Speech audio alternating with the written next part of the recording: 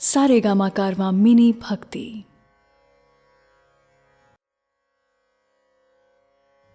भगवद गीता अध्याय 18। नमस्कार दोस्तों, भगवद गीता के आखिरी अध्याय में पहले तो अर्जुन के प्रश्नों के उत्तर दिए जाएंगे और फिर उसके बाद श्री कृष्ण गीता के लाभ बताएंगे। कहते हैं कि दुनिया के सारे ज्ञान को अगर आप समेट लें, सारे वेद, उपनिषद और शास्त्र निचोड़ लें, तो उसका सार ही भगवद गीता है। इस सब में जो सार है वो है ज्ञान। ऐसा ज्ञान जिसके आगे कुछ भी नहीं, जिससे ज्यादा कुछ भी नहीं, जिस ज्ञान के बाद और कुछ भी नहीं जानना होता। इसी ज्ञान को इस आखिरी अध्याय में भगवान कृष्ण बता रहे हैं मोक्ष संन्यास योग के रूप में। मैं शैलेंद्र भारती भगवान कृष्ण के चरणों में वंदन करते हुए इस अध्याय का प्रारंभ करता हूं। जय श्री कृष्ण।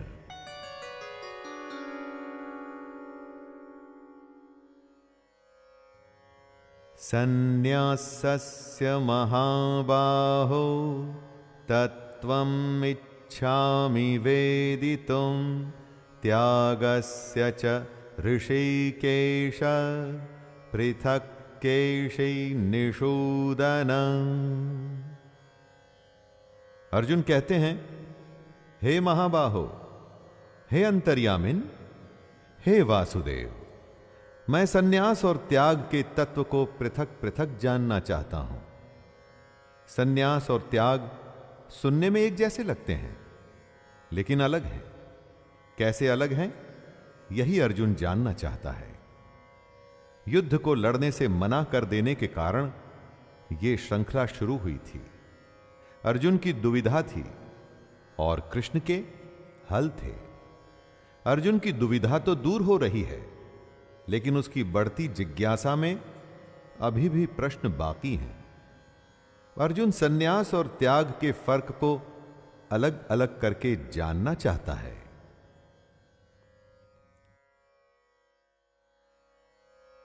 श्री भगवानुवाच काम्यानां कर्मणान्यासं सन्यासं कवयो विदुः सर्वकर्म फलत्यागं प्राहुस्त्यागं विचक्षणः।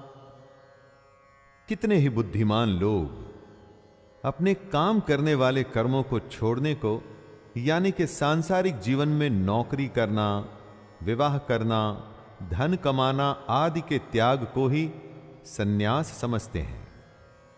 कुछ दूसरे बुद्धिमान लोग सब कर्मों के फल के त्याग को त्याग मानते हैं। कर्मों के फल के त्याग से यहां मतलब हुआ कि इस लोक और परलोक की संपूर्ण कामनाओं का त्याग। बुद्धिमानों में दो मान्यता होती है दोस्तों। एक के अनुसार अपने सांसारिक जीवन को त्याग देना ही सन्यास है, और दूसरी मान्यता कहती है कि अपना सब कुछ करते हुए अपने कर्मों के फल को त्याग देना ही त्याग है। त्याज्यं दोषवदित्येके कर्म प्राहुर्मनीषिणः यज्ञदान तपः कर्म न त्याज्यमिति चापरे। कई बड़े बड़े विद्वान ऐसा मानते हैं कि कर्म खुद ही दोष युक्त है, इसलिए त्यागने के योग्य है। मतलब कोई भी कैसा भी कर्म हो तो उसमें दोष तो होगा ही, इसलिए हर कर्म त्याग देने के ही लायक है। ऐसी हालत में तो फिर सन्यास ही एक उपाय बचता है। जबकि कई दूसरे विद्वान का ऐसा कहना है कि यज्ञ, दान और तप जैसे कर्म त्यागने योग्य नहीं है। यज्ञ, दान और तप से तो परमात्मा का रास्ता खुलता है। इन्हीं को त्याग देंगे तो भगवान तक कैसे पहुंचेंगे? इसीलिए कई विद्वान ऐसा मानते हैं कि यह कर्म त्यागने लायक नहीं।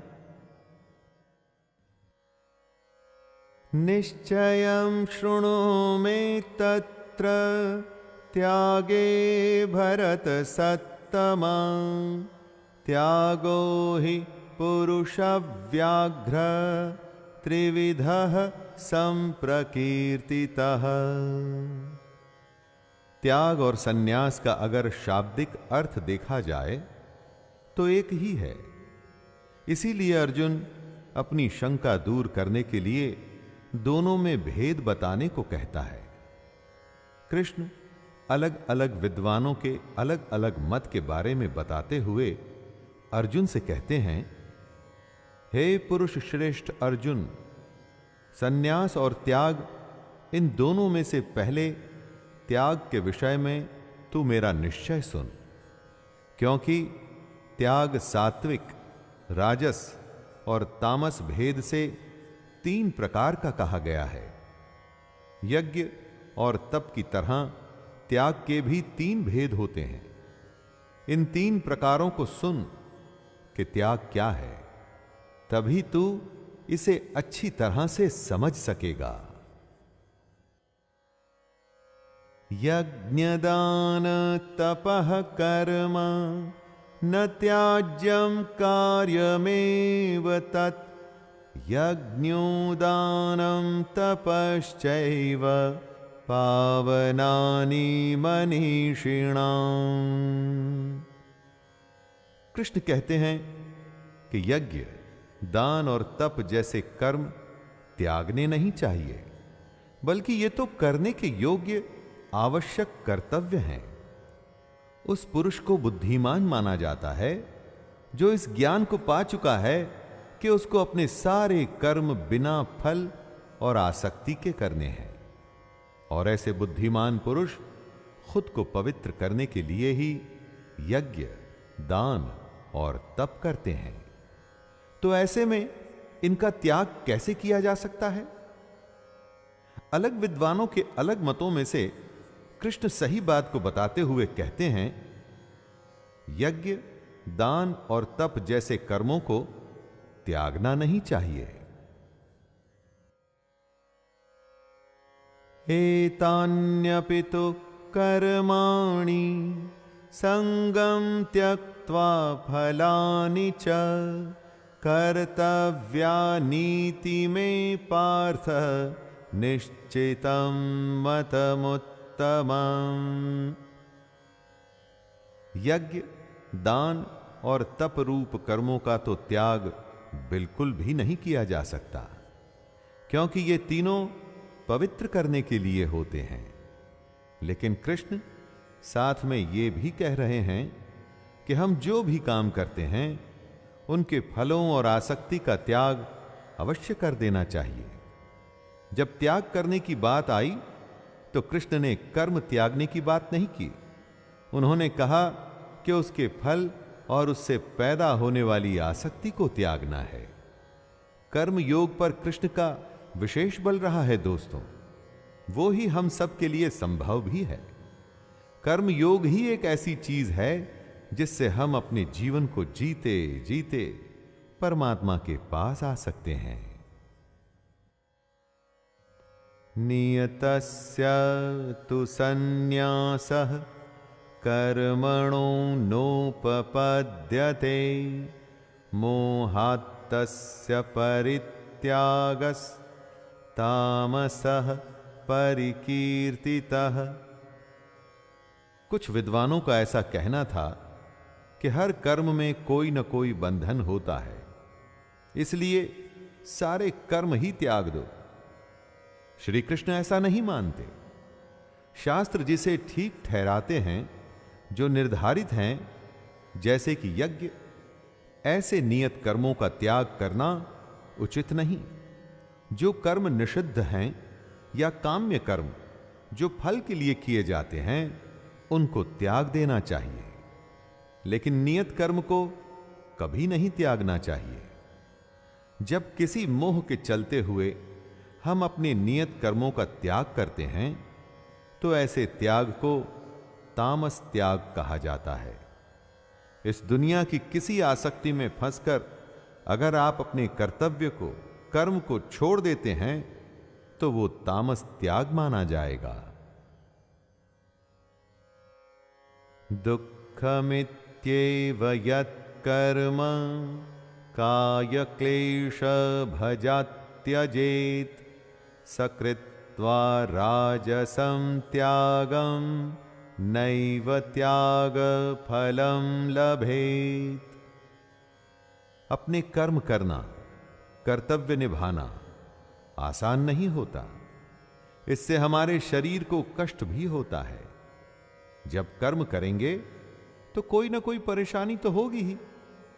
अब अगर ऐसा मान लेंगे कि जो कोई कर्म है वो सब दुख रूप ही है, और ऐसा समझकर यदि शारीरिक परेशानी के भय से कर्तव्य कर्मों का त्याग कर देंगे तो ये राजस त्याग माना जाएगा। ऐसे त्याग का फल कभी भी नहीं मिलता। वैसे जब भी कोई त्याग किया जाता है तो उसका फल परम शांति होती है। कभी कुछ त्याग करके देखिएगा, आप स्वयं ही समझ जाएंगे दोस्तों। लेकिन शारीरिक परेशानी के चलते अगर आपने अपने कर्मों का त्याग किया तो उसका कुछ भी फल नहीं मिलेगा, क्योंकि वो राजस त्याग है। कार्यमित्येव यत्कर्म नियतं क्रियते अर्जुन संगं त्यक्त्वा फलं चैव सत्यागः सात्विको मतः। शास्त्रों में कहे गए कर्म को ही निर्धारित कर्म या नियत कर्म माना जाता है। ऐसे कर्म को करना ही कर्तव्य होता है। कर्म को कर्तव्य समझ करने के भाव से उसके आसक्ति और फल का त्याग सात्विक त्याग माना जाता है। सात्विक त्याग में एक खास बात है, और इसीलिए ये तामसिक और राजसिक कर्मों से बिल्कुल अलग है। इसमें कर्मों का त्याग नहीं, बल्कि कर्मों से होने वाले फल और उसकी आसक्ति का त्याग है। यही वो त्याग है जिससे कर्म करने वाले की शुद्धि होती है। क्योंकि ऐसा मनुष्य जो कर्म को कर्तव्य मान उसमें लिप्त नहीं होता, उसके फल से बंधता नहीं, उसकी आसक्ति में फंसता नहीं, तो इससे उसका अंतःकरण पवित्र होता है। इसलिए सात्विक त्याग श्रेष्ठ है। न द्वेष्ट्य कुशलं कर्म कुशले नानुषज्जते त्यागी सत्वसमाविष्टो मेधावी छिन्न संशयः। दोस्तों, जो कर्म शास्त्र ने ओके कर दिए हैं उन्हें नियत कर्म कहते हैं या फिर कुशल कर्म। लेकिन जो कर्म शास्त्र के विरुद्ध हैं वो कर्म कल्याणकारी नहीं होते। उससे कल्याण यानी कि किसी का भला नहीं होता। ऐसे कर्मों को अकुशल कर्म कहा जाता है। कृष्ण कहते हैं, हे अर्जुन, ऐसा मनुष्य जो अकुशल कर्म से तो द्वेष नहीं करता और कुशल कर्म में आसक्त नहीं होता, वह शुद्ध सत्व गुण से युक्त पुरुष, संशय रहित, बुद्धिमान और सच्चा त्यागी है। करना तो सिर्फ कुशल कर्म ही है दोस्तों, क्योंकि अकुशल कर्म से कभी भला नहीं होगा। लेकिन साथ में ही अकुशल से द्वेष भी नहीं करना है और कुशल कर्म के फल में भी नहीं फंसना। यही बात कृष्ण कह रहे हैं।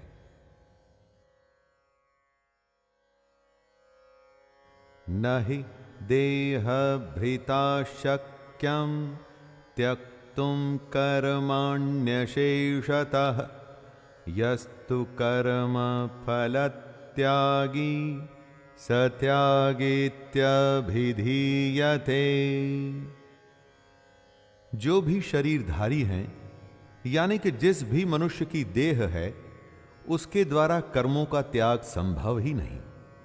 आपके कर्म, आपके संस्कार आपके साथ बंधे होते हैं। जब आप एक शरीर को छोड़ दूसरे शरीर में जाते हैं तो ये संस्कार भी आपके साथ आते हैं। तो चाहे शरीर इस जन्म का हो या अगले जन्म का या उससे भी अगले जन्म का, जब तक शरीर रहेगा ऐसा संभव ही नहीं कि आप अपने कर्मों का त्याग कर दें। जो कर्म फल का त्याग कर सकता है बस वो ही त्याग है, बाकी कुछ नहीं। त्यागी सिर्फ उसी को कहा जाएगा जो अपने कर्मों के बंधन में बंधता नहीं। अनिष्टमिष्टं मिश्रं च त्रिविधं कर्मणः फलं भवत्यत्यागिनां प्रेत्य न तु सन्न्यासिनां क्वचित्। जो सकाम कर्म करते हैं उनके कर्मों का फल उन्हें मिलता ही है, अच्छा, बुरा या फिर मिला हुआ। ऐसे 3 प्रकार का फल मरने के पश्चात अवश्य मिलता है। लेकिन पूर्ण सन्यासी सबसे बड़ा त्यागी है। वो ही हो सकता है जिसने कर्म फल का त्याग कर दिया है।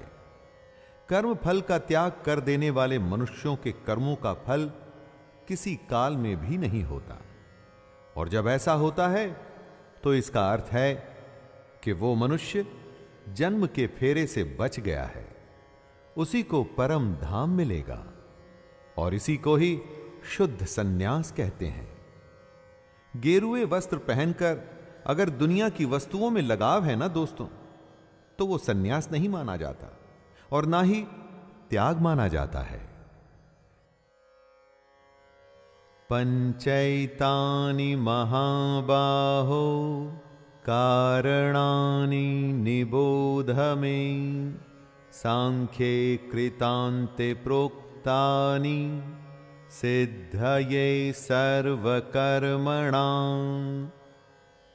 अविद्या की वजह से हम अपने अंदर की आत्मा को नहीं देख सकते, अपने अंदर के कृष्ण को नहीं देख पाते, बस कर्म किए चले जाते हैं और उन कर्मों के बंधन में फंसते चले जाते हैं।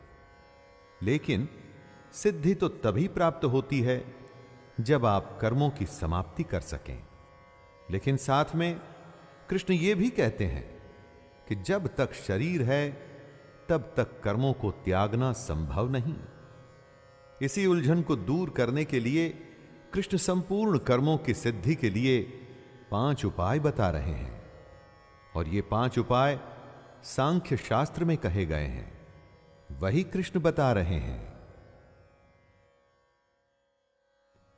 अधिष्ठानं तथा कर्ता करणं च पृथग्विधं विविधाश्च पृथक् चेष्टा दैवं चैवात्र पंचमम्। 5 उपाय जो सांख्य शास्त्र में कहे गए हैं उन्हें बताते हुए कृष्ण कहते हैं, पहला है अधिष्ठान, यानी कि करने वाले का शरीर, जहां इच्छा, द्वेष, सुख और ज्ञान की अभिव्यक्ति होती है। दूसरा है कर्ता, मतलब हमारा मन। उसके बाद करण, जिन इंद्रियों और साधनों द्वारा कर्म किए जाते हैं वो। तीसरा है अलग अलग चेष्टाएं, जैसे कि सांस लेना और इस तरह की दूसरी वायु से जुड़ी क्रियाएं या दूसरे काम। चौथा है आधार, यानी कि साधन, जिन इच्छाओं के साथ साधन जुड़ जाते हैं वहां वो काम पूरे हो जाते हैं। और 5वां है दैव। ये 5 वो उपाय हैं जिनसे हम अपने कर्मों की सिद्धि कर सकते हैं। कर्मों की सिद्धि यानी कि अपने कर्मों को शास्त्र अनुसार कर सकते हैं। शरीर वांग मनोभिर्यत् कर्म प्रारभते नरः न्यायं वा विपरीतं वा पंचैते तस्य हेतवः। अधिष्ठान यानी शरीर, कर्ता यानी मन, इंद्रियां, चेष्टाएं और पांचवा है देव। कोई भी मनुष्य जो भी कोई कर्म करता है वो इन्हीं 5 कारणों से करता है। वो कर्म या तो शास्त्रानुकूल होते हैं अथवा विपरीत होते हैं, लेकिन होते इन्हीं 5 कारणों से हैं। अपने मन, वाणी और शरीर से हम इन 5 कारणों का प्रयोग करते हैं और उससे या तो वो कर्म होते हैं जिनकी शास्त्र अनुमति देते हैं या उसके विपरीत कर्म होते हैं। अगर आपने अपने कर्मों को सिद्ध करना है दोस्तों, तो यह जानना बहुत जरूरी है कि कर्म कैसे किए जाएं, और यही बात कृष्ण समझा रहे हैं। तत्रैवं सति कर्तारम् आत्मानं केवलं तु यः पश्यत्यकृतबुद्धित्वान् न स पश्यति दुर्मतिः। सारे कर्म 5 कारणों की वजह से होते हैं, लेकिन वो पुरुष जिनमें बुद्धि कम है या ज्ञान ज्यादा है, वो ऐसा मानते हैं कि कर्ता आत्मा है, तो वो गलत समझते हैं। आत्मा तो शुद्ध स्वरूप है, उसे आप कर्ता नहीं मान सकते। जो बार बार जन्म लेता है, अपने कर्मों में फंसा रहता है और हर बार इस दुनिया में आके और भी ज्यादा अज्ञानी हो जाता है, उसे दुर्बुद्धि कहते हैं।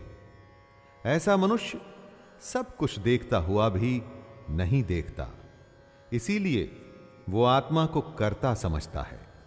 जो करता है भगवान करता है, ऐसा कहने वाले अपने कर्मों से पीछा छुड़ाते हैं। ये ठीक नहीं। आत्मा कर्मों में लिप्त नहीं होती। बताए गए 5 कारणों से ही हमारे कर्म होते हैं। यस्य नाहंकृतो भावो बुद्धिर्यस्य न लिप्यते हत्वापि स इमां लोकान् न हन्ति न निबध्यते। ये सोचना कि सब कुछ हम ही करते हैं, ये गलत है। आप करता नहीं हैं। जिस पुरुष के अंतःकरण में मैं करता हूं ऐसा भाव नहीं आता, वो ही ज्ञानी होता है, बाकी पुरुष नहीं। जिसकी बुद्धि सांसारिक पदार्थों में और कर्मों में लिपायमान नहीं होती, कर्म और उसके पदार्थों में नहीं बंधती, वो पुरुष ज्ञानी होता है। ऐसा ज्ञानी पुरुष वास्तव में न तो मरता है और न पाप से बंधता है, क्योंकि वो जीने मरने से मुक्त हो जाता है। कृष्ण ऐसा कई बार कह चुके हैं। उसी को दोहराते हुए वो समझा रहे हैं कि कर्म करना है, लेकिन उसके फल में इच्छा नहीं रखनी। फल में आसक्ति ही वो बंधन है जिससे सबको छूटना है, और तभी कर्मों की सिद्धि संभव होगी। ज्ञानं ज्ञेयं परिज्ञाता त्रिविधा कर्म चोदना करणं कर्म कर्तेति त्रिविधः कर्म संग्रह। ज्ञाता उसे कहते हैं जिसे ज्ञात होता है, यानी कि जानने वाला। जिसके द्वारा जाना जाए वो ज्ञान कहलाता है, और जिसे जाना जाता है उसे ज्ञेय कहते हैं, यानी कि जानने में आने वाली वस्तु। ज्ञाता, ज्ञान और ज्ञेय ये तीनों कर्म प्रेरणा है, अर्थात इनसे ही कर्म करने की प्रेरणा मिलती है। अब कृष्ण कर्म संग्रह के बारे में बता रहे हैं। कर्म करने वाले का नाम होता है कर्ता। जिन साधनों से कर्म किया जाए उनको कहते हैं करण, और कुछ भी करने का नाम होता है क्रिया। ये तीनों कर्म संग्रह है। ज्ञाता, ज्ञान और ज्ञेय की प्रेरणा से हम कर्म करते हैं। उसके बाद कर्ता, करण और क्रिया से हमारे सारे कर्म इकट्ठे होते हैं।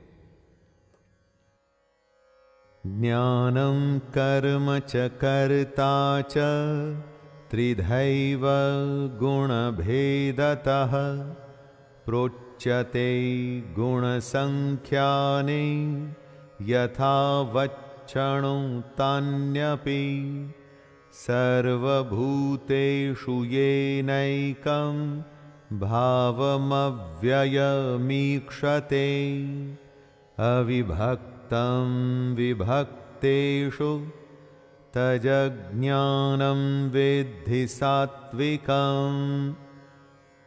जो शास्त्र गुणों की संख्या की बात करते हैं, उनमें ज्ञान, कर्म और कर्ता, इन गुणों के तीन तीन प्रकार कहे गए हैं। ये तीनों प्रकार ही अब कृष्ण बता रहे हैं। सबसे पहले ज्ञान के प्रकार बताए जा रहे हैं, और ज्ञान में सबसे पहले है सात्विक ज्ञान, वो ज्ञान जिसके बाद कुछ भी नहीं है। दोस्तों, ये ज्ञान की सबसे परिपक्व, सबसे मैच्योर्ड अवस्था है। सात्विक ज्ञान से गुणों का अंत हो जाता है। कौन से गुण? वो गुण जो हमारे कर्म के कर्ता होते हैं। यही वो ज्ञान जिससे मनुष्य सब में, चाहे वो जीव हो या अजीव, हर किसी में एक अविनाशी परमात्मा को ही देखता है। पृथक्त्वेन तु यज्ञानं नाना भावान् पृथग्विधान् वेत्ति सर्वेषु भूतेषु तज्ज्ञानं विद्धि राजसम्।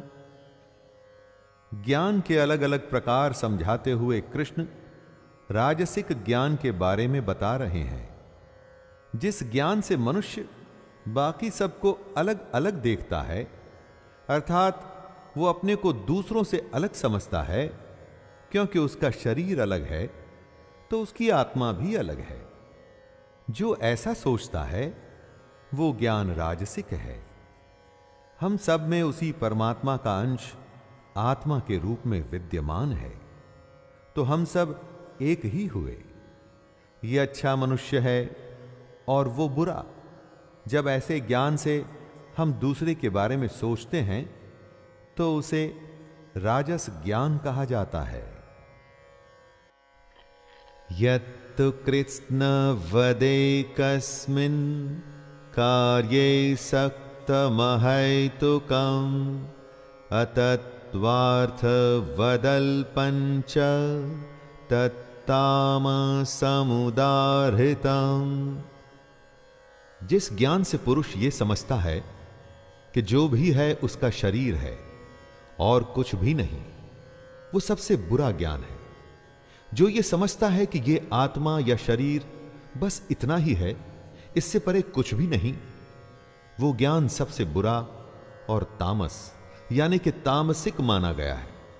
जिसमें ज्ञान है वो हर किसी में परमात्मा देखता है। ऐसे ज्ञान से ही पता चलता है कि सब कुछ ब्रह्म है। चल अचल सब कुछ ब्रह्म से ही आया है। लेकिन जिसका ज्ञान उस मनुष्य को ब्रह्म का आभास नहीं कराता, वो ज्ञान किसी काम का नहीं, तामस है वो। ऐसा ज्ञान युक्ति रहित और तत्वार्थ से भी परे होता है, जिसमें ना युक्ति होती है और ना ही कोई तत्व।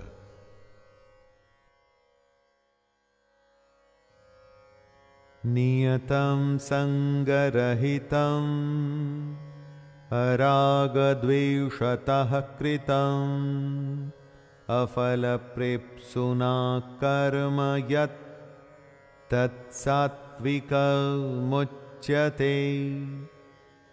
अब कृष्ण कर्म के अलग अलग प्रकार बता रहे हैं। कृष्ण कह रहे हैं, हे अर्जुन, जो कर्म शास्त्र विधि से नियत किया हुआ और कर्तापन के अभिमान से रहित हो तथा फल न चाहने वाले पुरुष द्वारा बिना राग द्वेष के किया गया हो, वह सात्विक कहा जाता है। कर्म शास्त्रों के अनुसार होना चाहिए और उसको करने वाले में यानी कि कर्ता में अभिमान नहीं होना चाहिए। कर्म को करने वाले आपके गुण होते हैं, आप नहीं। मैंने ये किया है, इस अभिमान से जो दूर होता है उसके द्वारा किया गया शास्त्रानुसार कर्म ही सात्विक कहलाता है। यत्तु कामेप्सुना कर्म साहंकारेण वा पुनः क्रियते बहुलायासं तद्राजसमुदाहृतं। मान लीजिए कि कर्म शास्त्र के अनुसार है, नियत है और निर्धारित भी है, जैसा कि कृष्ण कहते हैं, लेकिन उसके करने वाले में अहंकार है और यह कर्म भोगों की चाह के लिए किया जा रहा है, तो ऐसा कर्म राजसिक माना जाता है। कर्म तो यह पुरुष भी वो ही कर रहा है जो सात्विक कर्म करने वाले ने किया, लेकिन इस कर्म को करने में अहंकार आ गया। करने के पीछे उद्देश्य भोगों की चाह है, फल की इच्छा है, इसीलिए यह कर्म सात्विक नहीं माना जाएगा, चाहे इस कर्म में कितना ही परिश्रम क्यों न किया गया हो, लेकिन उसके बावजूद भी इसको राजसिक ही माना जाएगा। अनुबंधम क्षयं हिंसां मनवेक्ष्य च पौरुषं मोहादारभ्यते कर्म यत्तामसमुच्यते। बिना सोचे समझे जो कर्म किया जाता है उसका क्या? जिस कर्म को करते हुए उसके परिणाम के बारे में नहीं सोचा जाता, जिस कर्म में यह नहीं सोचा जाता कि कितनी हिंसा होगी और क्या उस कर्म को करने में कर्ता का सामर्थ्य भी है, ऐसे कर्म को तामसिक कहा जाता है। तामसिक कर्म अज्ञान से शुरू होता है। सोच और समझ का जिन कर्मों में एकदम अभाव होता है वो कर्म तामसिक माना जाता है। तमोगुण से जो कर्म होते हैं वो तामसिक कर्म होते हैं। इसलिए दोस्तों, अगली बार जब आप कुछ भी करें तो पहले सोचिएगा कि आपका कर्म कौन सी श्रेणी में आता है। मुक्त संगो नहंवादी धृत्युत्साह समन्वितः सिद्धय सिद्धयो निर्विकारः कर्ता सात्विक उच्यते। कृष्ण कर्ता के रूपों को समझा रहे हैं। कर्ता यानी कि करने वाला। सबसे पहले सात्विक कर्ता, जो कर्ता संग रहित है अर्थात आसक्ति से रहित है, जो कर्म करते हुए घमंड में बड़ी बड़ी बातें नहीं करता, वो कर्ता जिसमें धैर्य भी है और उत्साह भी, ऐसा कर्ता सात्विक माना जाता है।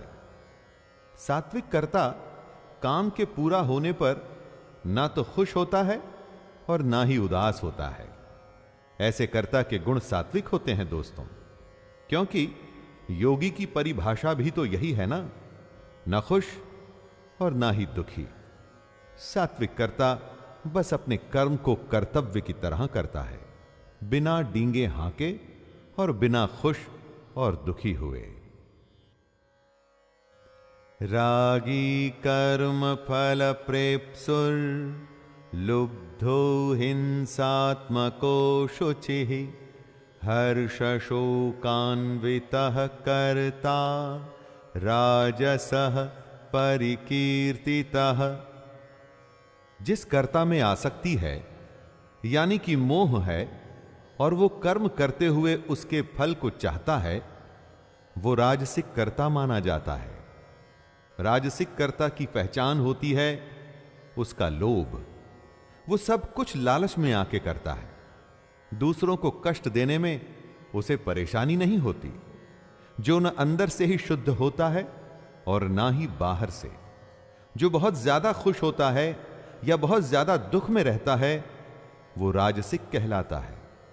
जब मोह में आके किसी लालच यानी कि कर्म के फल के लिए कर्म किया जाता है, जहां दूसरे की परेशानी को न सोच के बस अपना काम निकाला जाता है, तो या तो खुशी होती है या दुख, और ऐसा करने वाले को ही राजसिक कर्ता कहा जाता है।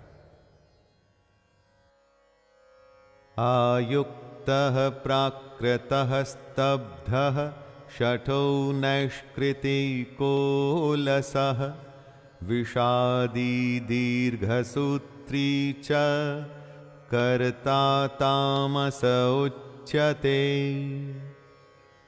अब कृष्ण समझा रहे हैं तामसिक कर्ता को। जैसा कि नाम से समझ में आता है, तामसिक कर्ता यानी कि नाश करने वाला। जो मनुष्य काम के लिए अयुक्त है, मतलब कि ठीक नहीं है, जिसमें शिक्षा की कमी है, जो घमंडी और धूर्त है, वो ही तामसिक कर्ता माना जाता है। तामसिक कर्ता दूसरों की जीविका यानी लाइवलीहुड का नाश करने वाला होता है। दोस्तों, ऐसा कर्ता शोक करने वाला, एक नंबर का आलसी और दीर्घ सूत्री होता है। दीर्घ सूत्री उसे कहते हैं जो आज की बात को कल पे टालता है और बस टालता ही जाता है। खुद को देखिए, अपने लोगों को और दोस्तों को देखिए और सोचिए कि आप कौन से कर्ता हैं। बुद्धिर्भेदं धृतेश्चैव गुणतस्त्रिविधं शृणु प्रोच्यमानमशेषेण पृथकत्वेन धनंजय। ज्ञान, कर्म और कर्ता के भेद बताने के बाद अब कृष्ण बुद्धि और धृति के गुणों के अनुसार उनके 3 प्रकार के भेद बता रहे हैं। हमारे चित्त में बुद्धि भी होती है और धृति भी। बुद्धि तो आप जानते ही हैं, जिससे कि आप लोग सोचते हैं, समझ को ग्रहण करते हैं, और धृति यानी कि धारण करने की शक्ति, खुद को रोकने की शक्ति। बुद्धि और धृति में बड़ा गहरा संबंध है। जब आप खुद को रोक सकेंगे, अपने पर नियंत्रण कर सकेंगे, तभी तो बुद्धि को कोई विचार अच्छा लगेगा। या फिर जब विचार आ गया, तब उसको अमल में लाने के लिए, इंद्रियों का विषय बनाने के लिए हमें खुद पर नियंत्रण करना पड़ता है। प्रवृत्तिं च निवृत्तिं च कार्याकार्ये भयाभये बंधं मोक्षं च या वेति बुद्धिः सा पार्थ सात्विकी। इस श्लोक में कृष्ण सात्विक बुद्धि को समझा रहे हैं। जो बुद्धि प्रवृत्ति मार्ग और निवृत्ति मार्ग का भेद समझाती है, वो सात्विक है। प्रवृत्ति मार्ग यानी कि गृहस्थ में रहते हुए फल और आसक्ति को त्याग देना, और बुद्धि का केवल लोक शिक्षा के लिए इस्तेमाल करना। और निवृत्ति मार्ग होता है जब देहाभिमान को त्याग कर संसार से विरक्त हो, बस परमात्मा को सोचते हुए विचरना। ज्यादातर ऋषि मुनि निवृत्ति मार्ग को ही अपनाए हुए हैं। इसी तरह से जो बुद्धि कर्तव्य और अकर्तव्य को, भय और अभय को तथा बंधन और मोक्ष को असल में जानती है, उनके यथार्थ को जानती है, वह बुद्धि सात्विकी कहलाती है।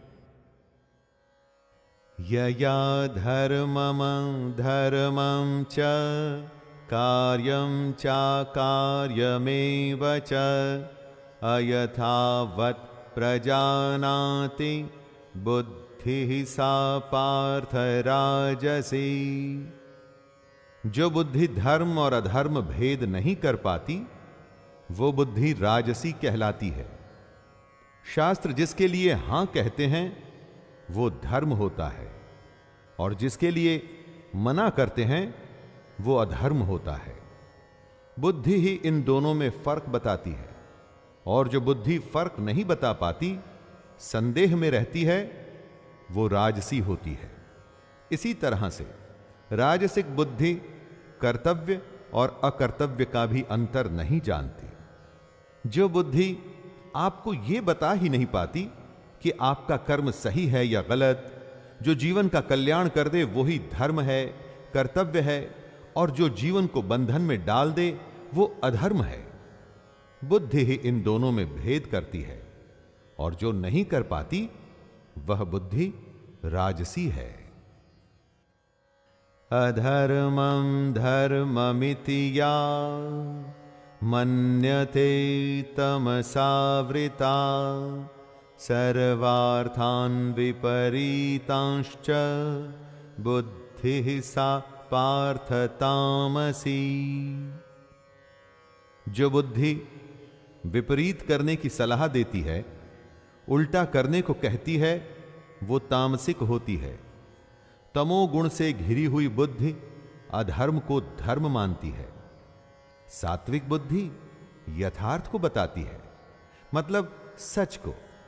राजसिक बुद्धि संदेह में रहती है, लेकिन जो तामसिक होती है वो बुद्धि सिर्फ उल्टा बताती है। ऐसी बुद्धि को विपरीत ज्ञान की गठरी भी कहते हैं दोस्तों। जब उल्टी बुद्धि या उससे हासिल उल्टे ज्ञान पर चलेंगे तो स्वाभाविक है कि कभी सही जगह पर पहुंच ही नहीं पाएंगे। ऐसी बुद्धि का निष्कर्ष या अंजाम सिर्फ विपरीत ही होता है।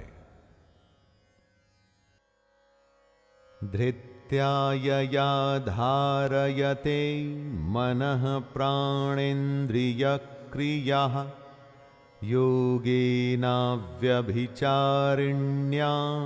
धृतिः सा पार्थ सात्विकी।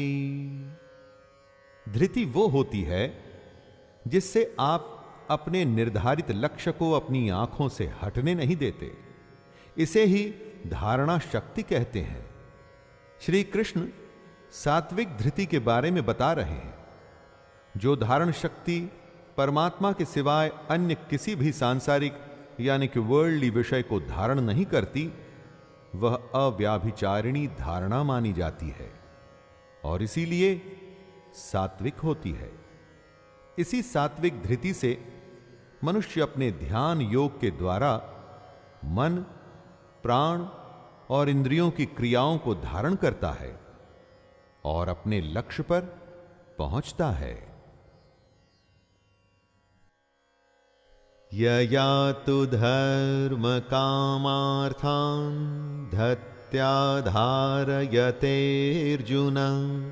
प्रसंगेन फलाकांक्षी धृतिः सा पार्थ राजसी।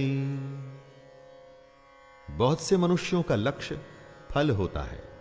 वो सिर्फ फल के लिए ही काम करते हैं। मनुष्य के 4 पुरुषार्थ होते हैं: धर्म, अर्थ, काम और मोक्ष। जब फल की इच्छा वाला मनुष्य जिस धारण शक्ति के द्वारा अत्यंत आसक्ति से धर्म, अर्थ और कामों को धारण करता है, वो धारण शक्ति राजसी होती है। दोस्तों जरा ध्यान दीजिएगा, यहां कृष्ण ने मोक्ष के बारे में नहीं कहा, क्योंकि जिसकी धारणा शक्ति राजसिक है वो इस दुनिया के बंधन को छोड़ना नहीं चाहता, बल्कि वो तो और बंधना चाहता है।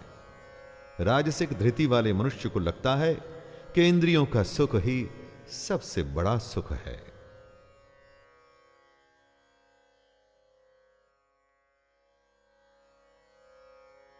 यया स्वप्नं भयं शोकं विषादं मदमेव च न विमुञ्चति दुर्मेधा धृतिः सा पार्थ तामसी। कितने ही लोग होते हैं जिन्हें हम बुरा मानते हैं दोस्तों। दुष्ट, विलन, अलग अलग नामों से बुलाते हैं उनको।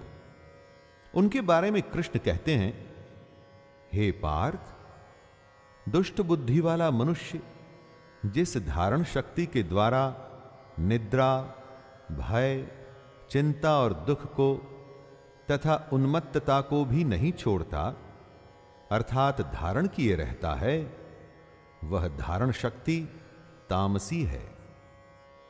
अब समझिए दोस्तों कि क्यों कोई दुष्ट अपनी दुष्टता छोड़ता नहीं, क्योंकि उसकी धारणा शक्ति ही तामसिक है। नींद, शक, चिंता और पागलपन को जो धारण किए रहता है, जो इनके अधीन है, वो भला अपनी दुष्टता को कैसे छोड़ेगा। सुखम त्विदानीं त्रिविधम शृणु मे भरतर्षभ, अभ्यासाद्रमते यत्र दुःखान्तं च निगच्छति, यत्तदग्रे विषमिव परिणामे मृतोपमं, तत्सुखं सात्विकं प्रोक्तम् आत्मबुद्धि प्रसादजम्। दोस्तों, इन 2 श्लोक में कृष्ण सुख को डिफाइन कर रहे हैं, उसके प्रकार बता रहे हैं। जब हम छोटे थे तो क्या पढ़ने में हमारा मन लगता था? नहीं। लेकिन बड़े होकर अब जब उसी पढ़ाई से हम अपना जीवन चलाते हैं, तब जाके उस पढ़ाई का मोल समझ में आता है।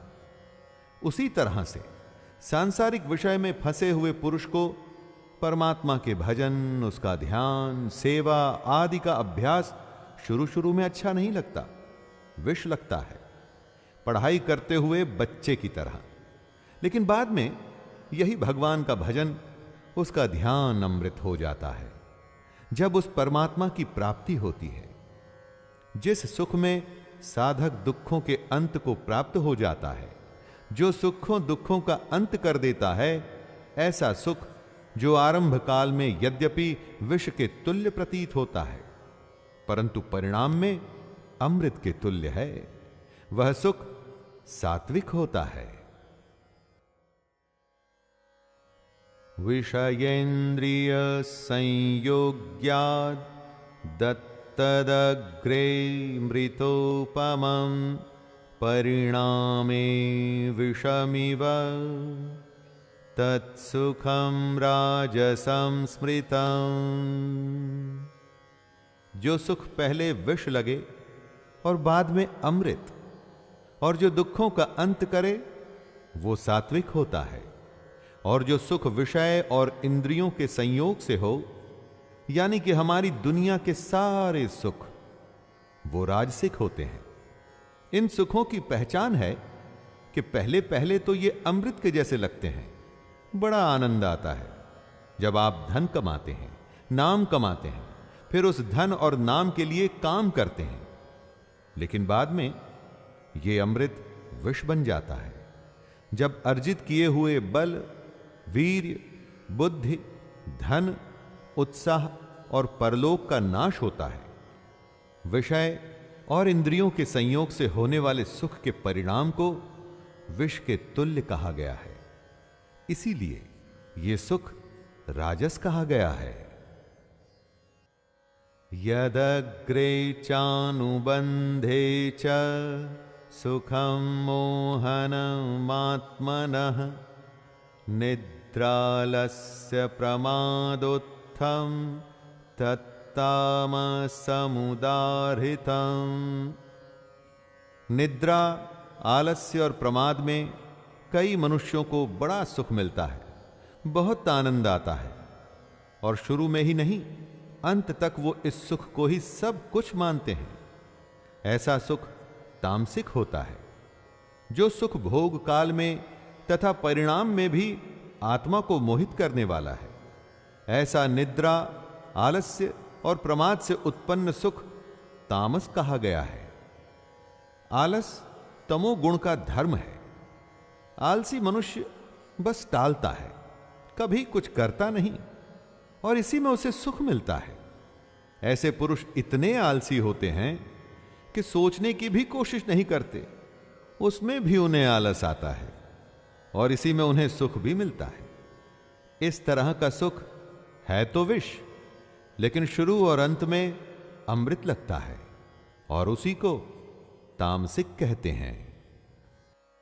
न तदस्ति पृथिव्यां वा दिवि देवेषु वा पुनः सत्वं प्रकृतिजैर्मुक्तं यदेभिः स्यात् त्रिभिर्गुणैः। सत, रज और तम, इन 3 गुणों में सब समाया है। दोस्तों, कृष्ण ने हमें अपने आत्मनिरीक्षण यानी कि सेल्फ एनालिसिस के लिए ही ज्ञान, कर्म, कर्ता, बुद्धि और धृति का भेद बताया है। अपने काम, अपनी समझ, अपने मन के बारे में सोच के हम ये जान सकते हैं कि ये तीनों में से कौन सी श्रेणी में आते हैं। कृष्ण कहते हैं कि पृथ्वी में या आकाश में अथवा देवताओं में ऐसा कोई भी प्राणी नहीं जो प्रकृति से उत्पन्न इन 3 गुणों से रहित हो। सब कुछ इन 3 गुणों से ही परिभाषित होता है। अपने अस्तित्व को पहचानने के लिए कृष्ण ने ऐसा रामबाण तरीका बताया है जिसके बाद आप अपने हर अज्ञान को मिटा सकते हैं, अपने को पहचान कर बेहतर हो सकते हैं और निश्चय कर सकते हैं कि आपके लिए यह दुनिया अच्छी है या वो दुनिया। ब्राह्मण क्षत्रिय विषां शूद्राणां च परन्तप कर्माणि प्रविभक्तानि स्वभाव प्रभवैर्गुणैः। दोस्तों, हमारे देश की सबसे बड़ी समस्या है जाति प्रथा, और वो इसलिए जो कृष्ण ने कहा वो हमने कभी समझा ही नहीं और बस अपनी बनाई हुई रूढ़ियों में फंस के रह गए। अब जरा ध्यान से सुनिए कि कृष्ण क्या कह रहे हैं। हे परंतप, ब्राह्मण, क्षत्रिय और वैश्यों के तथा शूद्रों के कर्म स्वभाव से उत्पन्न गुणों द्वारा विभक्त किए गए हैं। आपका जो स्वभाव है उससे आपका कर्म होगा। जैसा आपका कर्म होगा वैसी आपकी जाति होगी। जिस परिवार में आप पैदा हुए हैं उस परिवार का नाम आपकी जाति डिसाइड नहीं करता। दोस्तों, आपके गुण ये फैसला करते हैं कि आप क्या हैं। इसीलिए गुण के आधार पर कर्म के 4 विभाग बांटे गए हैं। शमोदमस्तपः शौचं क्षान्तिरार्जवमेव च ज्ञानं विज्ञानमास्तिक्यं ब्रह्म कर्म स्वभावजम्। कौन से ऐसे गुण हैं जो आपको ब्राह्मण मानते हैं? जरा ध्यान दे के सुनिएगा। अंतःकरण का निग्रह करना यानी कि मन को सब ओर से हटाकर एक जगह केंद्रित करना, इंद्रियों को नियंत्रण में रखना, अपने धर्म के लिए कष्ट सहना, बाहर भीतर से शुद्ध रहना, दूसरों के अपराधों को क्षमा करना ब्राह्मण के गुण हैं। ब्राह्मण के हर काम में सरलता और सादगी होती है। मन, इंद्रिय और शरीर को सरल रखना, वेद, शास्त्र, ईश्वर और परलोक आदि में श्रद्धा रखना, वेद शास्त्रों का अध्ययन, अध्यापन करना और परमात्मा के तत्व का अनुभव करना, ये सब के सब ही ब्राह्मण के स्वाभाविक कर्म हैं। शौर्यं तेजो धृतिर्दाक्ष्यं युद्धे चाप्यपलायनं दानमीश्वर भावश्च क्षात्रं कर्म स्वभावजम्। अब जानिए कि क्षत्रिय के क्या गुण होते हैं। सबसे पहला गुण है शूरवीरता। जो शूरवीर नहीं है, जो युद्ध में वीरता से लड़ने को तैयार ही नहीं, उसे आप कैसे क्षत्रिय मानेंगे? शूरवीर होने के अलावा क्षत्रिय में तेज होना चाहिए, धैर्य होना चाहिए, अगर संयम नहीं होगा तो आप युद्ध में ज्यादा समय टिक नहीं पाएंगे। क्षत्रिय को चतुर भी होना पड़ेगा। युद्ध में सिर्फ लड़ाई नहीं होती, कूटनीति का, रणनीति का भी प्रयोग होता है। क्षत्रिय के सबसे बड़े गुणों में से एक है युद्ध में न भागना। इसके अलावा क्षत्रिय को दान देना चाहिए और उसमें स्वाभिमान होना चाहिए। ये सब के सभी क्षत्रिय के स्वाभाविक कर्म हैं। कृषि गौरक्ष वाणिज्यम वैश्य कर्म स्वभावजम परिचर्यात्मकं कर्म शूद्रस्यापि स्वभावजम। इस श्लोक में कृष्ण वैश्य और शूद्रों के बारे में बता रहे हैं। खेती, गौपालन अर्थात गाय पालना और क्रय विक्रय रूप सत्य व्यवहार वैश्य के स्वाभाविक कर्म माने गए हैं। कृष्ण कहते हैं क्रय विक्रय रूप सत्य व्यवहार यानी बिजनेस।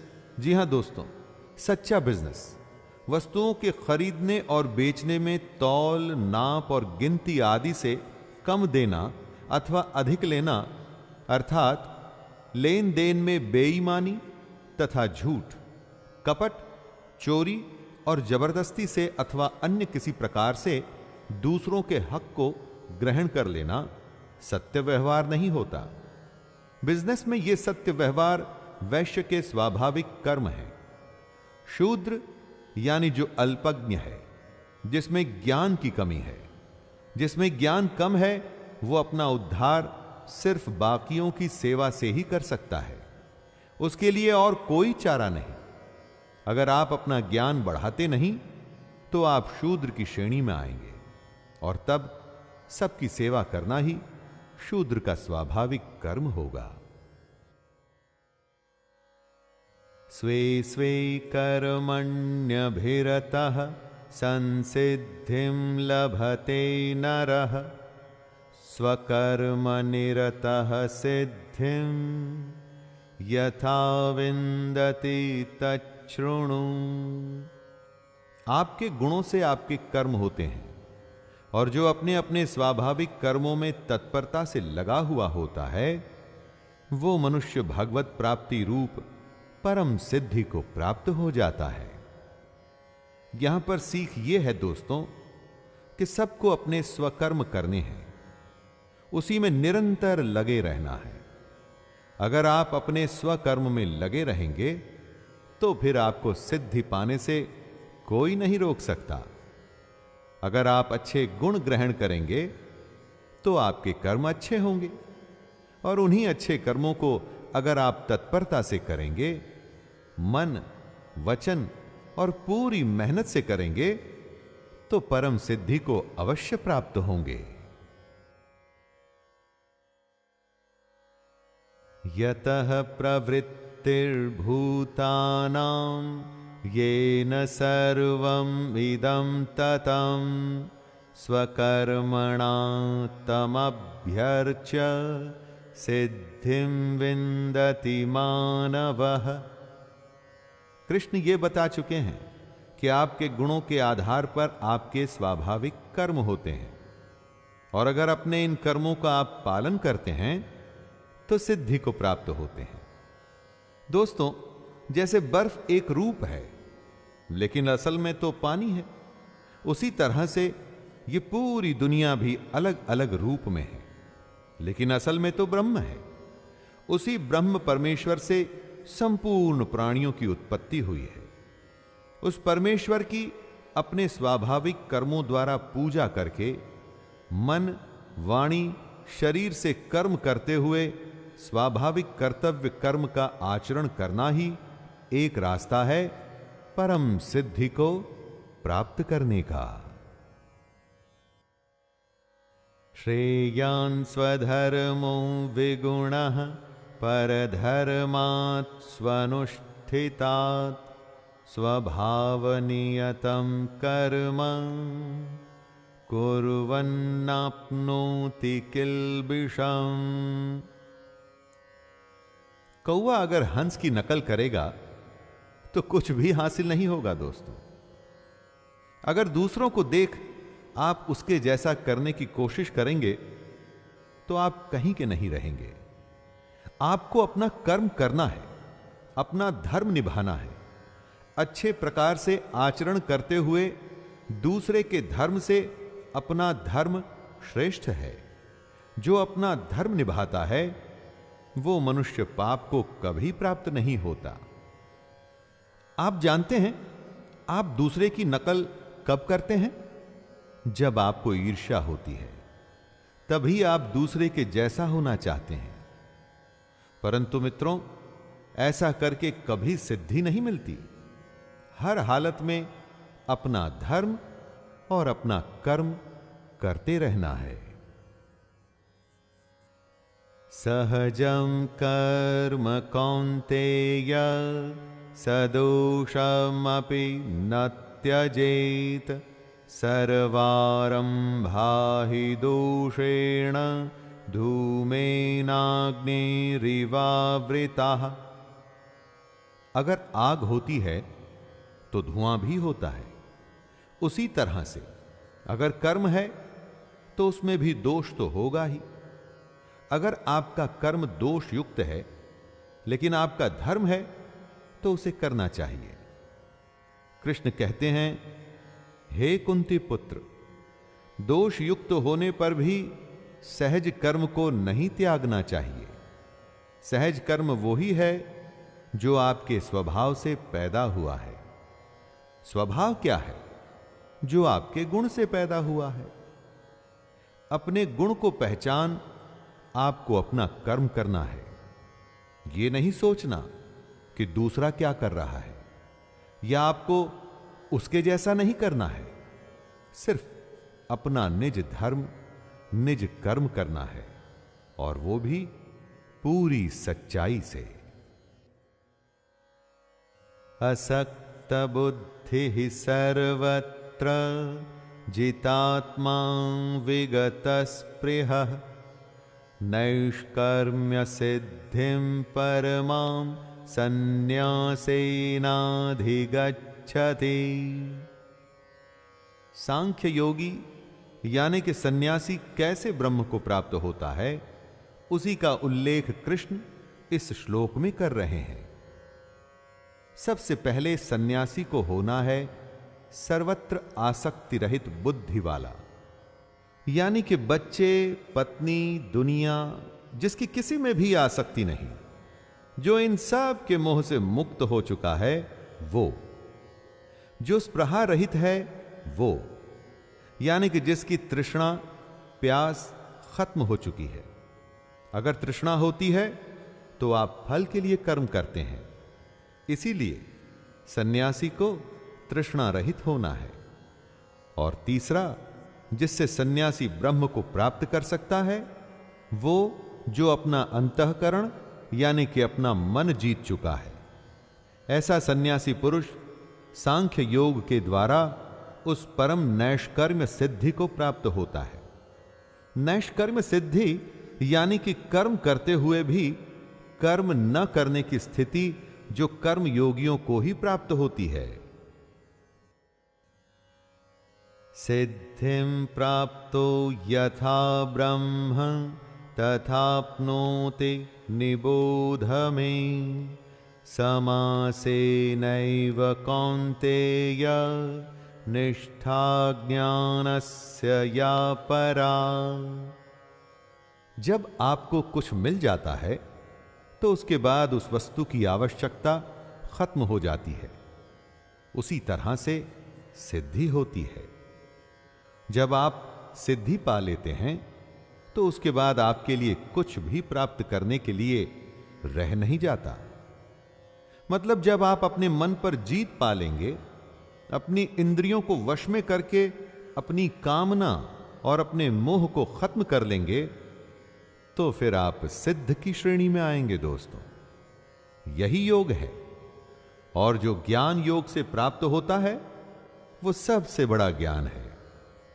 सांख्य योगी यानी कि सन्यासी के लिए सबसे बड़ी सिद्धि है नैष्कर्म्य सिद्धि, इस सिद्धि के बाद वो मनुष्य ब्रह्म को प्राप्त होता है। बुद्ध्या विशुद्धया युक्तो धृत्यात्मानं नियम्य च शब्दादीन् विषयान् त्यक्त्वा रागद्वेषौ व्युदस्य च विविक्तसेवी लघ्वाशी यत्वाक्कायमानस ध्यानयोगपरो नित्यं वैराग्यं समुपाश्रितः अहंकारं बलं दर्पं कामं क्रोधं परिग्रहं विमुच्य निर्ममः शांतो ब्रह्म भूयाय कल्पते। एक सन्यासी के लिए नैष्कर्म्य सिद्धि से ब्रह्म को प्राप्त करने की विधि क्या है, यही कृष्ण समझा रहे हैं। कर्म योगी तो निष्काम कर्म योग की स्थिति से ब्रह्म को प्राप्त हो जाता है, लेकिन सन्यासी जिसने सब कुछ त्याग दिया, उसका क्या? उस सन्यासी की बुद्धि विशेष रूप से शुद्ध होनी चाहिए, यानी कि वो बुद्धि जो सात्विक ज्ञान देती है। उसको हल्का, सात्विक और नियमित भोजन करने वाला होना चाहिए। सन्यासी जिसे एकांत पसंद है, जिसकी धारण शक्ति सात्विक है, वो सन्यासी जिसने अपना अंतःकरण और इंद्रियों को संयम में किया हुआ है, जिसने अपनी मन, वाणी और शरीर को वश में किया हुआ है, जिसने ऐसा वैराग्य या सन्यास ले रखा है कि न किसी से मोह है और न किसी से द्वेष, जिसने अपने अहंकार, बल, घमंड, काम और क्रोध का त्याग किया हुआ है और जो निरंतर ध्यान करता है, ऐसा ममता रहित सन्यासी ही शांति युक्त होता है और सच्चिदानंद घन ब्रह्म को प्राप्त होता है।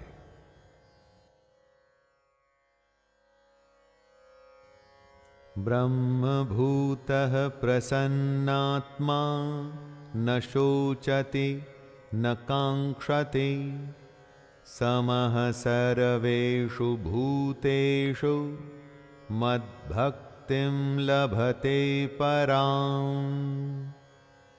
वो सांख्य योगी जो वैराग्य और सन्यास की सबसे बड़ी सिद्धि पा लेता है, वो उस ब्रह्म में ही केंद्रित रहता है। उसके ध्यान से वो कभी विचलित नहीं होता। ऐसा प्रसन्न मन वाला योगी न तो किसी के लिए शोक करता है और न किसी की आकांक्षा ही करता है। दोस्तों, सांख्य योगी की सबसे बड़ी भक्ति क्या होती है? सबसे बड़ी भक्ति को कृष्ण पराभक्ति कहते हैं और पराभक्ति के बारे में बताते हुए कहते हैं कि वो भक्ति जिसमें तत्व ज्ञान की पराकाष्ठा होती है, यानी कि जिसको जानने के बाद और कुछ जानना बाकी नहीं रहता। इसी पराभक्ति को ज्ञान की परानिष्ठा, परम नैष्कर्म्य सिद्धि और परम सिद्धि कहा जाता है।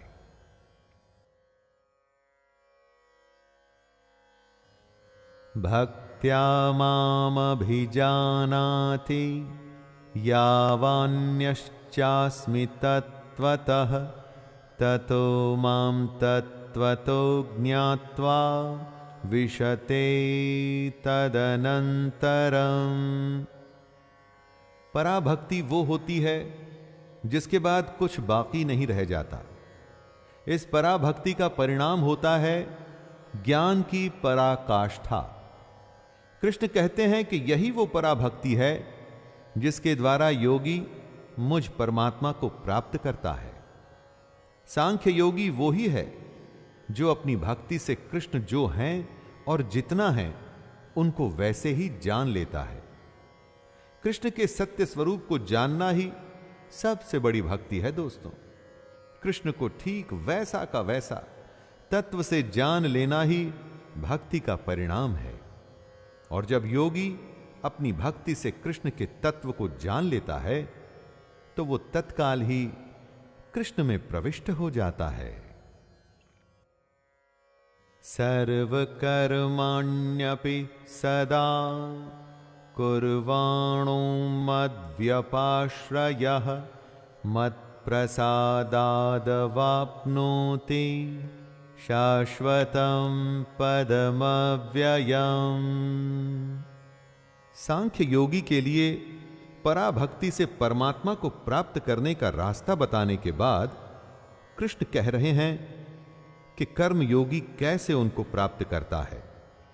कर्म योगी का रास्ता आसान है, क्योंकि वो कृष्ण को अपने मन में रख के अपने सारे कर्मों को करता हुआ भी ब्रह्म को प्राप्त कर लेता है। जिस तरह से सांख्य योगी की पराभक्ति, उसकी ज्ञान निष्ठा उसको परम पद पर लेके जाती है, उसी तरह कर्म योगी का निष्काम कर्म भी उसको उसी गंतव्य पर लाता है।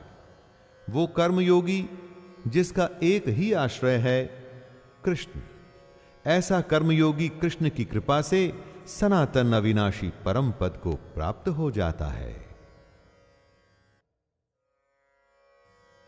चेतसा सर्वकर्माणि मयि सन्न्यास्य मत्परः बुद्धियोगमुपाश्रित्य मच्चित्तः सततं भव। कर्मयोगी कैसे परम सिद्धि को प्राप्त होता है, उसी को दोहराते हुए कृष्ण बताते हैं कि कर्मयोगी को अपने सारे कर्मों को सच्चे मन से कृष्ण को अर्पण कर देने चाहिए। अपने कर्मों को कृष्ण को अर्पण करने के बाद उसको समबुद्धि रूप से योग में लग जाना चाहिए। योग वही है जो दुखों का अंत करता है। ऐसे योग में निरंतर अभ्यास करते हुए उस कर्म योगी के चित्त में सिर्फ कृष्ण ही होने चाहिए। कर्म जो किया वो कृष्ण को अर्पण किया, योग जो किया उसमें भी चित्त में कृष्ण ही हो। ऐसी स्थिति में आपकी पूरी जिम्मेदारी कृष्ण की हो जाती है। उसके बाद आप कृष्ण के और वो आपके। मच्चित्तः सर्वदुर्गाणि मत्प्रसादात् तरिष्यसि अथ चेत्त्वमहङ्कारान् न श्रोष्यसि विनङ्क्ष्यसि। जब आपके चित्त में कृष्ण होंगे तो फिर उनकी कृपा से आप समस्त संकटों को अपने आप ही पार कर जाएंगे।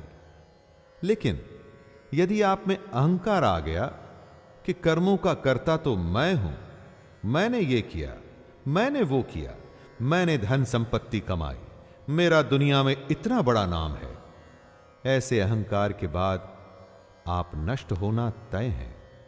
कितने ही लोग शास्त्र को न मान अपने अहंकार के चलते मनमानी करते हैं, अपने अलग भगवान को भजते हैं, सिर्फ फल के लिए काम कर खुद को बुद्धिमान मानते हैं। ऐसे लोगों का नष्ट होना तय होता है दोस्तों। उनके संकट ही उनको खत्म कर देते हैं। यदहंकारमाश्रित्य न योत्स्य इति मन्यसे मिथ्यैष व्यवसायस्ते प्रकृतिस्त्वं नियोक्ष्यति। हमारे गुण, हमारा स्वभाव हमसे कर्म करवाते हैं और यही करता है।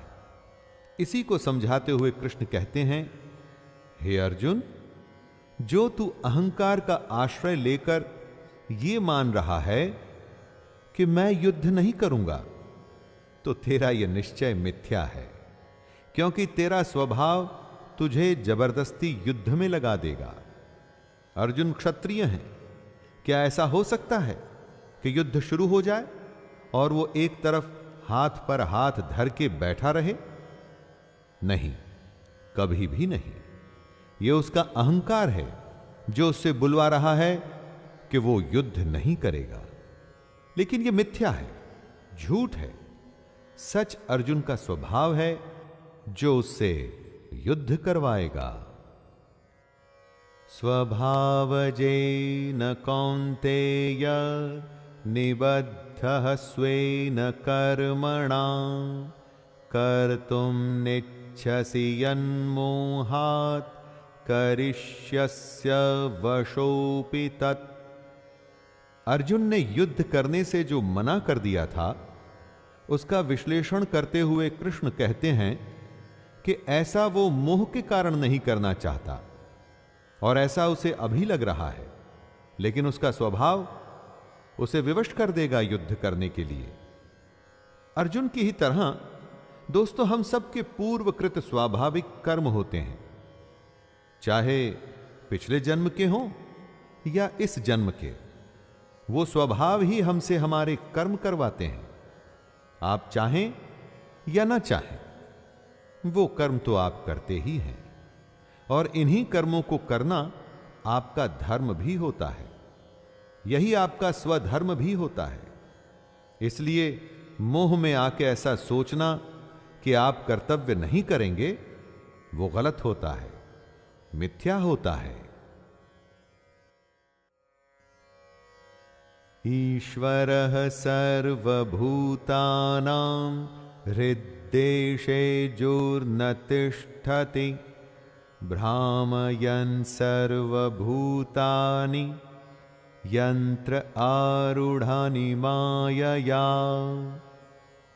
अगर आपके शरीर को एक यंत्र या मशीन माना जाए, तो इस दुनिया में यह यंत्र घूम रहा है। दोस्तों, कोई भी मशीन खुद अपने आप कुछ नहीं कर पाती। उस मशीन को कोई चलाने वाला चाहिए होता है, और हमारे शरीर रूपी यंत्र को चलाता है ईश्वर, ब्रह्म। उसी की माया है ये दुनिया। हमारे कर्मों के अनुसार इस दुनिया में हमारा शरीर काम करता है, जिसका नियंत्रण उसी के हाथ में है, जो ब्रह्म है, परमात्मा है, और हमारे शरीर में वो आत्मा है। अपने हृदय में स्थित इसी ब्रह्म को पहचानना ही तो सारा खेल है दोस्तों। जब तक आप नहीं पहचानते, इस माया का प्रपंच चलता ही रहता है, चलता ही रहता है, चलता ही रहता है। तमेव शरणं गच्छ सर्वभावेन भारत तत्प्रसादात् परां शान्तिं स्थानं प्राप्स्यसि शाश्वतम्। कृष्ण कहते हैं कि सब भावों को भूल के हमें अपने अंदर स्थित परमेश्वर के आश्रय में जाना चाहिए। सब भाव जैसे कि लज्जा, भय, मान, बड़ाई और आसक्ति, न डर, न घमंड, न लगाव, इस तरह के सारे भावों को त्याग कर हम उस ब्रह्म की शरण में जा सकते हैं। परमेश्वर के आश्रय में जाने का मतलब है कि उसके सर्वस्व को समझना, पूरी श्रद्धा से और प्रेम से उस भगवान के गुण, प्रभाव और स्वरूप का चिंतन करना, उसकी आज्ञा के अनुसार अपने कर्तव्य कर्मों का निस्वार्थ भाव से करते हुए उसी को अर्पण कर देना। यही तरीका है परम शांति और परम धाम पाने का। इति ते ज्ञानमाख्यातं गुह्याद् गुह्यतरं मया विमृश्यैतदशेषेण यथेच्छसि तथा कुरु। हे अर्जुन, इस प्रकार ये गोपनीय से भी अति गोपनीय ज्ञान मैंने तुमसे कह दिया। अब तू इस रहस्य युक्त ज्ञान को पूर्णतया भली भांति विचार कर, जैसे चाहता है वैसे ही कर। दोस्तों, कृष्ण सारथी हैं, मार्गदर्शक हैं, गुरु हैं। और क्या करता है गुरु? वो अपने शिष्य को सब कुछ सिखा उसे परीक्षा में, युद्ध में भेज देता है। उसके बाद वो शिष्य होता है और गुरु का दिया हुआ ज्ञान, और साथ ही साथ शिष्य का अपना अभ्यास। यही तो यहां कृष्ण भी कर रहे हैं। सारा ज्ञान देने के बाद वो अर्जुन को कह रहे हैं कि अब तुझे जो करना है वो तू कर। लेकिन सबसे खास बात, जो ज्ञान उन्होंने अर्जुन को दिया है वो अत्यंत ही गोपनीय है। इस ज्ञान के बारे में कृष्ण के अलावा कोई नहीं जानता था दोस्तों। अब अर्जुन जानते हैं और उसके साथ साथ हम भी। सर्वगुह्यतमं भूतः शृणु मे परमं वचः इष्टोऽसि मे दृढ़मिति ततो वक्ष्यामि ते हितं मन्मनां भव मद्भक्तो मद्याजी मां नमस्कुरु मामे वैष्यसि सत्यं ते प्रतिजाने प्रियोऽसि मे। कृष्ण का रहस्य केवल कृष्ण ही जानते थे, लेकिन अर्जुन उनका अतिशय प्रिय था। अर्जुन उन्हें बेहद पसंद था, इसलिए कृष्ण उसका भला चाहते थे। उसके भले के लिए ही सबसे बड़े रहस्य को वो उसे बता रहे हैं और कह रहे हैं कि इसे ध्यान से सुन। कृष्ण कहते हैं, हे अर्जुन, तू मुझ में मन वाला हो, मेरा भक्त बन, मेरा पूजन करने वाला हो और मुझको प्रणाम कर। ऐसा करने से तू मुझको ही प्राप्त होगा। ये मैं तुझसे सत्य प्रतिज्ञा करता हूं, क्योंकि तू मेरा अत्यंत प्रिय है। दोस्तों, अर्जुन कृष्ण का अत्यंत प्रिय था। ये तो महाभारत की बात थी, लेकिन आज वो हर मनुष्य जो कृष्ण में, उनकी गीता में विश्वास रख उनके कहे अनुसार उनकी बातों पर चलने को तैयार है, वो भी कृष्ण को अत्यंत प्रिय है। इसीलिए वो कह रहे हैं कि अपने मन को उनमें लगाना है, उनका भक्त बनना है, उन्हीं की पूजा करनी है और उन्हीं को प्रणाम करते हुए उनके कहे हुए कर्मों को करना है।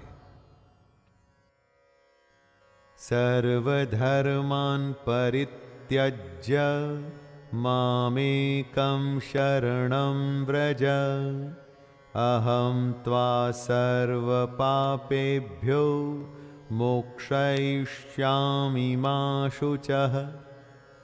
अपना अहंकार, अपने होने का भाव, अपना अस्तित्व सब कुछ भूलकर बस अपने को कृष्ण की शरण में डाल देना है। ऐसा ही कृष्ण कहते हैं।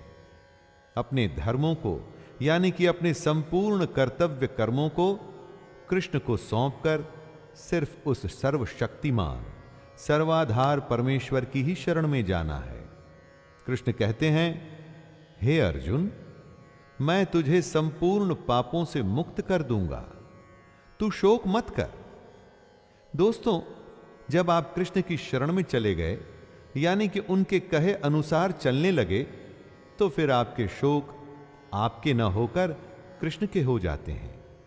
उनका यही कहना है कि वो हर शोक को दूर कर देंगे।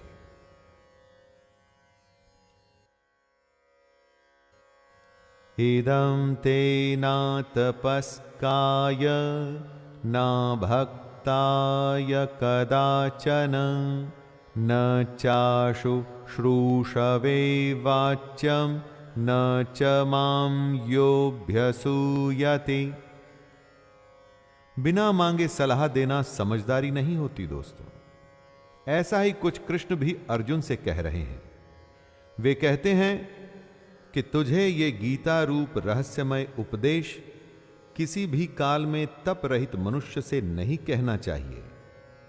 न उसे कहना चाहिए जिसमें भक्ति नहीं, उसे भी नहीं कहना चाहिए जिसमें सुनने की इच्छा नहीं है, और जो मुझ में दोष दृष्टि रखता है उससे तो कभी भी मत कहना। जो श्री कृष्ण के स्वरूप से इनकार करे उसे क्या कृष्ण की महिमा बता के फायदा होगा? जो कृष्ण को नहीं मानता उसे क्या गीता सुना के फायदा होगा? बिल्कुल भी नहीं। इसलिए ऐसे लोगों से गीता या गीता के ज्ञान की बात नहीं करनी चाहिए जो इसका सम्मान न कर सके। जिनमें समझ ना हो और जो ये सुनना ही न चाहते हो, उनसे भगवत गीता के बारे में बात करनी ही नहीं चाहिए।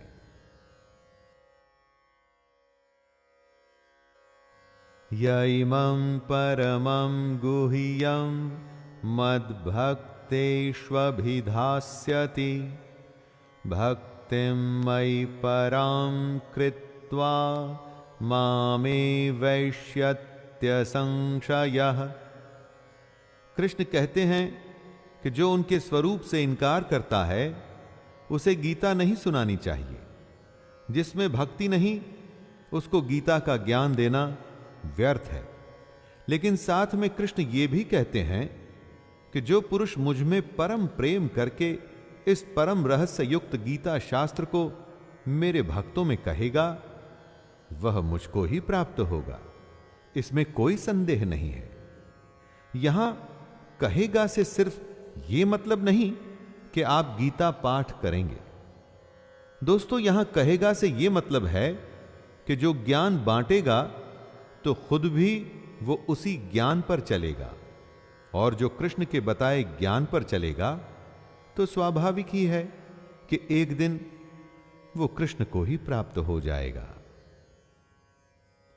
न च तस्मान् मनुष्येषु कश्चिन्मे प्रियकृत्तमः भविता न च मे तस्मादन्यः प्रियतरो भुवि। कृष्ण ने अर्जुन को अपना सबसे प्रिय बताया, और वो इसलिए क्योंकि कृष्ण जानते थे कि अर्जुन उनका सबसे बड़ा भक्त है। सबसे बड़ा भक्त इसलिए नहीं कि अर्जुन उनकी भक्ति करता था, इसलिए कि वो कृष्ण को अपना गुरु मान उनकी हर कही बात पर चलता था। ऐसा कृष्ण हर किसी के लिए कह रहे हैं। दोस्तों, जो भी सच्चे भाव से गीता का प्रचार करेगा वो कृष्ण को सबसे अधिक प्रिय है। जो भी गीता की कही बात पर चलकर औरों को ज्ञान और कर्म के पथ पर बढ़ाएगा, उससे अधिक कृष्ण को पूरे पृथ्वी भर में कोई भी प्रिय नहीं, और भविष्य में भी ऐसे भक्त से अधिक प्रिय कृष्ण को कोई नहीं होगा। अध्येष्यते च य इमं धर्म्यं संवादमावयोः ज्ञानयज्ञेन तेनाहम् इष्टः स्यामिति मे मतिः। कृष्ण कहते हैं कि जो पुरुष इस धर्ममय गीता यानी कि हम दोनों के संवाद रूप गीता शास्त्र को पढ़ेगा, उसके द्वारा भी मैं ज्ञान यज्ञ से पूजित होऊंगा, ऐसा मेरा मत है। गीता शास्त्र के पाठ की भी कितनी बड़ी महिमा है। सिर्फ पाठ करने से ही ज्ञान यज्ञ का लाभ मिल रहा है, और असल में यह सिर्फ पाठ नहीं है। गीता को पढ़ने से जो ज्ञान की तरंग हमारे मस्तिष्क को आंदोलित करती है, वो हमारे जीवन को बदलने के लिए बहुत है। गीता का पाठ यज्ञ है, और जिसका परिणाम ज्ञान है। ज्ञान की प्राप्ति के बाद सब कुछ संभव है। दोस्तों, श्रद्धावाननसूयश्च शृणुयादपि यो नरः सोऽपि मुक्तः शुभान् लोकान् प्राप्नुयात् पुण्यकर्मणाम्। जो गीता का पाठ करता है, इसे सुनाता है, उसको तो ज्ञान यज्ञ का लाभ होता ही है। लेकिन जो मनुष्य श्रद्धा युक्त और दोष दृष्टि से रहित होकर इस गीता शास्त्र को सुनता है, वह भी पापों से मुक्त होकर उत्तम कर्म करने वालों के श्रेष्ठ लोकों को प्राप्त होगा। और यह इसलिए क्योंकि जो सुन रहा है वो अपने चित्त में इन उपदेशों को ग्रहण कर रहा है। जो किसी कारण गीता की कही बातों पर चलने में असमर्थ है, अगर वो इसको सुनता भी है तो भी कृष्ण को ही प्राप्त होता है। यहां पर सबसे बड़ी बात है गीता के ज्ञान को अपने अंदर समाहित करना। वो कर्म करके हो, सन्यास से हो या हरि गीता सुन के हो, हर हालात में कृष्ण आपके साथ ही हैं। कच्चिदेतच्छ्रुतं पार्थ त्वयैकाग्रेण चेतसा कच्चिदज्ञानसम्मोहः प्रनष्टस्ते धनञ्जय। अर्जुन उवाच नष्टो मोहः स्मृतिर्लब्धा त्वप्रसादान्मयाच्युत स्थितोऽस्मि गतसन्देहः करिष्ये वचनं तव। सबसे बड़े ज्ञान, सबसे गोपनीय ज्ञान जिसको आज तक किसी ने नहीं सुना था, ऐसे ज्ञान को बांटने के बाद कृष्ण अर्जुन से पूछते हैं, हे पार्थ, क्या इस गीता शास्त्र को तूने एकाग्र चित्त से श्रवण किया? हे धनंजय, क्या तेरा अज्ञान जनित मोह नष्ट हुआ? और इसी का उत्तर देते हुए अर्जुन कहते हैं, हे अच्युत, आपकी कृपा से मेरा मोह नष्ट हो गया और मैंने स्मृति प्राप्त कर ली है। अब मैं संशय रहित होकर स्थिर हूं, अतः आपकी आज्ञा का पालन करूंगा। दोस्तों, हमारे भारत की परंपरा थी स्मृति, यानी कि अपनी याद से ज्ञान आगे बांटा जाता था। इसीलिए अर्जुन कह रहे हैं कि उन्हें स्मृति प्राप्त हुई। इस स्मृति से, ज्ञान से उनका मोह नष्ट हुआ। इसी मोह के चलते अर्जुन ने अपने शस्त्र रख दिए थे और युद्ध करने से मना कर दिया था।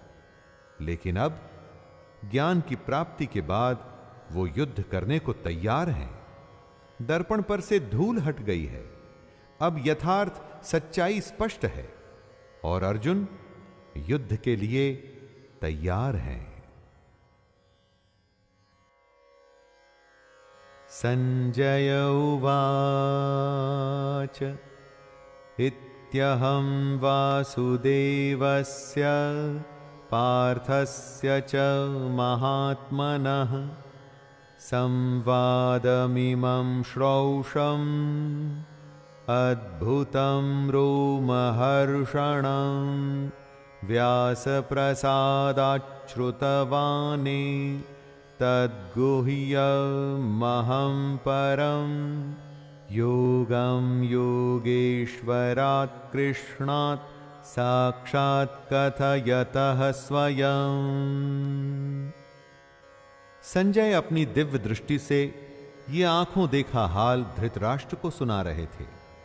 संजय कहते हैं, इस प्रकार मैंने श्री वासुदेव के और महात्मा अर्जुन के इस अद्भुत रहस्य युक्त रोमांचकारक संवाद को सुना। श्री व्यास जी की कृपा से दिव्य दृष्टि पाकर मैंने इस परम गोपनीय योग को अर्जुन के प्रति कहते हुए स्वयं योगेश्वर भगवान श्री कृष्ण से प्रत्यक्ष सुना, जो परम गोपनीय था।